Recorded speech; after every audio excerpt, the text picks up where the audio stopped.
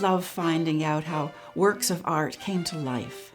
The path of creation can be a twisty journey, even for the most gifted and celebrated.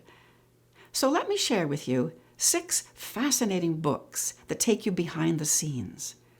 3 are about famous novels, 2 are about much-loved films, and 1 is about a grand symphony. I've enjoyed them all, and I highly recommend them. Number 1, the novel of the century, The Extraordinary Adventures of Les Miserables by David Bellos. This engaging narrative is a biography not of the great writer Victor Hugo, but of his masterpiece, Les Miserables. Bellos traces the life of the 1,500-page novel from conception to publication. It took Hugo 17 years to write Les Miserables, from his first draft penned in Paris in 1845, when he was the honored great man of letters, to its completion in 1862, when he was an outcast living in exile on the island of Guernsey. And there, he secured the publishing deal of the century. Are there challenges that you face while researching someone like Hugo, for example, the contract that Hugo signed? Yes. Yeah. Well, the novel of the century, you're allowed to do this with titles, to be thoroughly ambiguous. It's the novel of the century in purely sort of hype terms, publishing terms, in that it remains the most expensive literary work ever published. Hugo got an advance of around £3 million sterling for an 8-year license. And I don't believe any literary work has ever been, even today, has ever been sold for more than that for such a short license. So it's, the deal of the century in that sense. And that's a nice piece of hype. But it is actually rather remarkable. I mean, here is this exile with no right to reside in France on this little island in the middle of the Channel, actually negotiating the biggest contract. Is enough to build a small railway. Anyway, came to 97.3 kilograms of gold. Number 2, Goodbye, Christopher Robin, A. Milne and the Making of Winnie the Pooh by Anne Thwaite. Biographer Anne Thwaite reveals the creative process of A. Milne, author of Winnie the Pooh and Pooh Bear's enchanting adventures with Christopher Robin, who was Milne's own son. Before its publication, Milne was a well-known playwright and columnist, but he refused to be typecast. His publishers despaired when he turned from writing his popular columns for Punch to writing detective stories, and they complained again when he presented them with a set of children's verses. But the verses led to the creation of Winnie the Pooh, one of the best-selling books of all time, making Milne one of the world's favorite authors.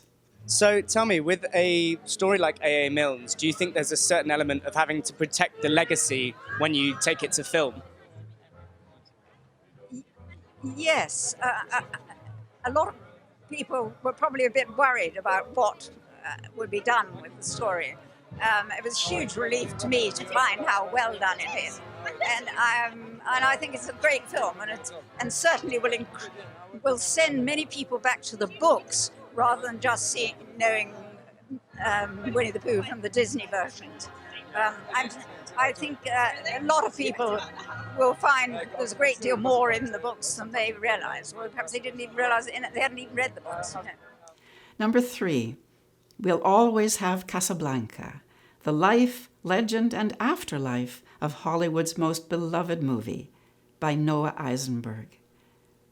The origins of this famous film lie in a 1940 stage play called Everybody Comes to Rick's by Murray Burnett and Joan Allison. Their play was transformed by screenwriters Howard Koch and Julius and Philip Epstein into the screenplay that became the brilliant 1942 film. Eisenberg details that transformation, and his book is full of fascinating details, some quite moving, such as the central role that refugees from Hitler's Europe played in the production. Nearly all of the cast of Casablanca were immigrants. Were you ever able to track down the myth of the line, "Play it again, Sam"? Oh. In the late 60s, Woody Allen did a Broadway show called Play It Again, Sam. And this was part of that same revival of Casablanca and his obsession, the character that he plays, and Alan Felix is the character's name. Woody Allen, of course, plays the lead. And that on both in the Broadway show as well as in the 1972 screen adaptation of that play. So that's the source of that misattribute. And the unfortunate thing that drives Casablanca fans nuts is when people think that this is a line that came from the film. It does not. Number 4, Sailor and Fiddler by Herman Wouk. This is a sparkling memoir about the well-lived life in literature by one of the world's best-loved authors. At age 100, Herman Wouk reflects on his experiences that inspired his most enduring novels. He tells of writing for comedian Fred Allen's radio show, enlisting in the U.S. Navy during World War II, falling in love with the woman who would become his wife and literary agent for 63 years, writing his Pulitzer Prize-winning novel The Caine Mutiny, and the surprising inspirations and people behind his masterpieces, The Winds of War and War and Remembrance. Cheers to the Navy. But if Wouk's 2 years at sea helped make his writing career, it was a night ashore that transformed his life. How did you meet her? Sarah's birthday party, that's how we met. You crashed her birthday party. That's right. Herman and Sarah were married in 1945, and in time, she became his literary agent. What role did Sarah play in your writing? It's just impossible to exaggerate. There she sits looking at me. It says, don't mention me, she says. You know, it's not important. But she was important. Oh, she was the key. In 1951, with her encouragement, he published The Caine Mutiny. To let the folks at home and our friends here in the theater know exactly what your line is. It won him a Pulitzer Prize and helped make him a celebrity.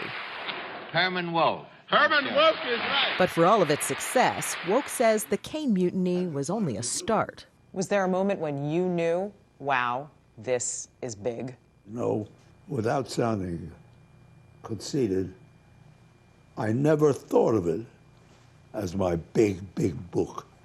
I knew that there was much more to do. I really did. Number 5, The Sense and Sensibility Screenplay and Diaries by Emma Thompson. The multi-talented actor and writer Emma Thompson won a well-deserved Oscar for her screenplay that adapted the Jane Austen novel Sense and Sensibility. And she also starred in the beautiful 1995 film made from it, directed by Ang Lee. This marvelous book combines Thompson's complete shooting script, plus her astute diaries, detailing the production of this film, graced by some of the finest British actors, including Kate Winslet, the late Alan Rickman, and Greg Wise, whom Thompson met during the filming and subsequently married. And the Oscar for Best Screenplay Adaptation is awarded to Emma Thompson. And then there's another mysterious thing that can happen, which is by excising something, not only from a screenplay, but also from a film. This works on both pieces of work. You can make the juxtaposition of the two remaining scenes so much more powerful by leaving something out. I mean, I think screenplays are about ellipsis. Mm-hmm.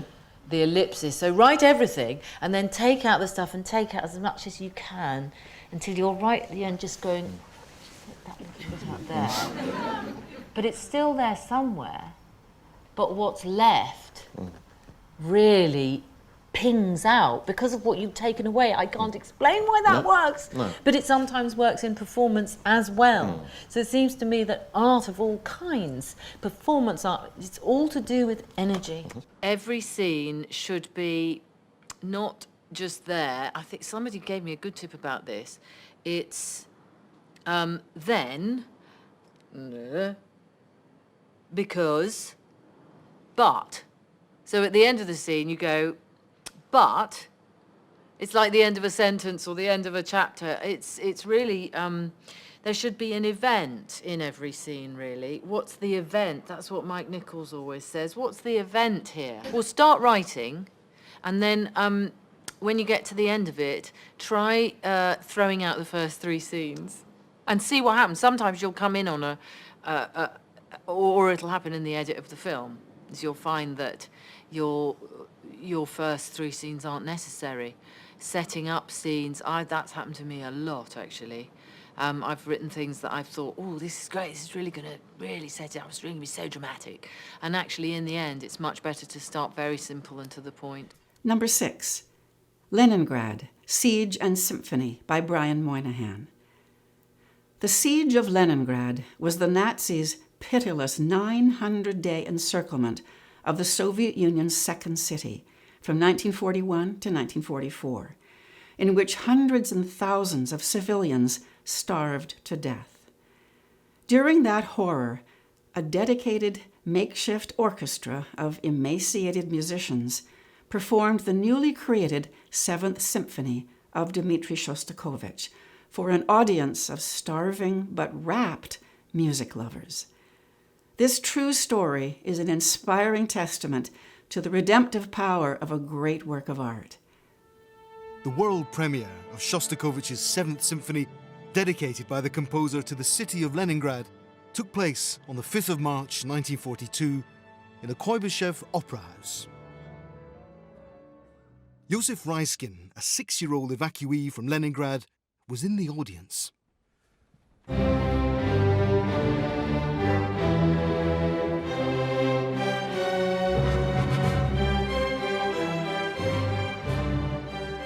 Вы знаете, я, конечно, был предупрежден старшими о том, что я должен вести себя, так сказать, смирно, тихо. Я боялся пошевелиться. Но, конечно, вы знаете, настроение, атмосфера в зале была поразительная. Это не могло не настроить даже ребенка.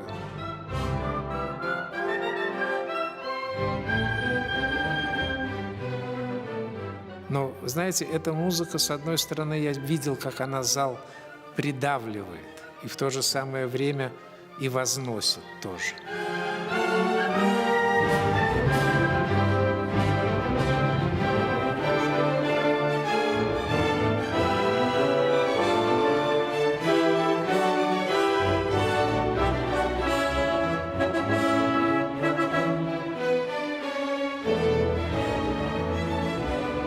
Я видел, как люди улыбались сквозь слезы. И я понял, что музыка вот для этого и создана.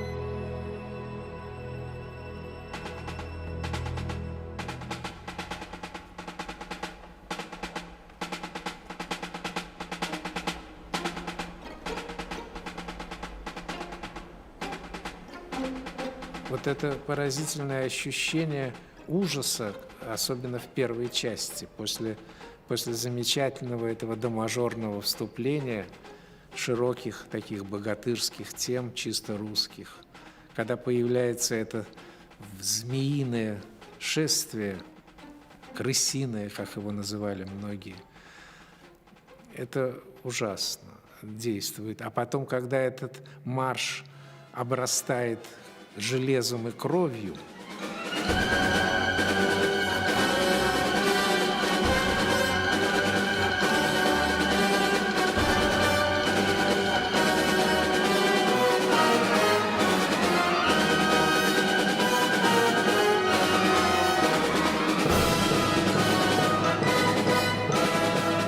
ночью, когда уже я после этой премьеры, я никак не мог заснуть, потому что вот это издалека вот этот маленький барабанчик, который изображал вот придвигающихся вот этих страшных фашистов, так, все громче, громче, громче, громче. Я начинал кричать. Было очень страшно. Это было ужасно.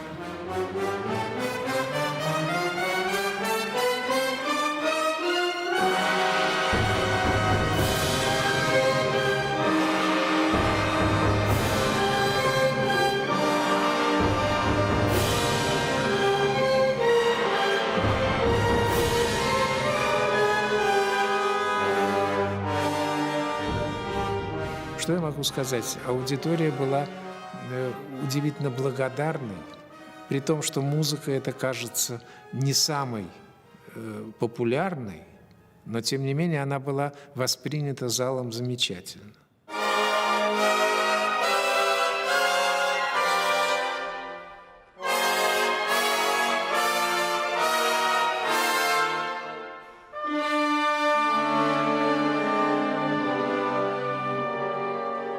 Я помню, что выходил какой-то не очень высокого роста человек в очках, кланялся.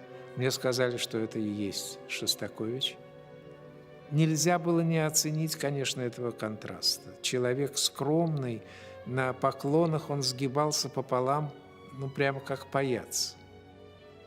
И, конечно, контраст между той грандиозной бурей звуков, которые он вызывал своей рукой, написавший все это, и вот его обликом, таким простым и, в общем, достаточно скромным.